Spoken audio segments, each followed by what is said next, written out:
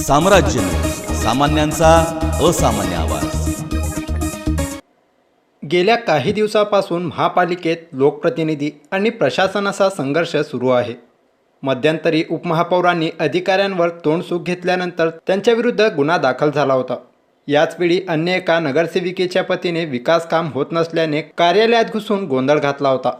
आज महापालिकेत सर्व गटनेते महापौरांच्या कार्यालयात पोहोचले आणि त्यांनी आयुक्त उपायुक्त यांच्या कार्यपद्धतीवर नाराजी व्यक्त केली। अलीकडेच अधिकारी माने यांच्यावर तडकाफडकी कारवाई झाली। याचा राग लोकप्रतिनिधींना आहे, तर आयुक्तांनी सर्व विभागांना आपल्याकडे पाठविण्यात येणाऱ्या फाईल उपायुक्त विजय खोराटे यांच्या सहीनेच पुढे आल्या पाहिजेत असे फरमान काढले आहेत। खोराटे यांच्या कार्यपद्धतीवर नागरिक, ठेकेदार आणि लोकप्रतिनिधीही नाराज आहेत।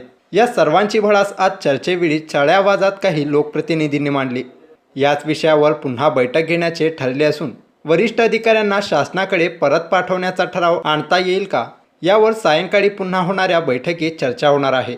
यावेळी महापौर श्रीकांचना यन्नम, पक्षनेते श्रीनिवास कळली, विरोधी पक्षनेते अमोल शिंदे, रियाज खरादी, चेतन नरोटे, आनंद चंदनशिवे यांच्यासह काही ज्येष्ठ नगरसेवक देखील यावेळी उपस्थित होते।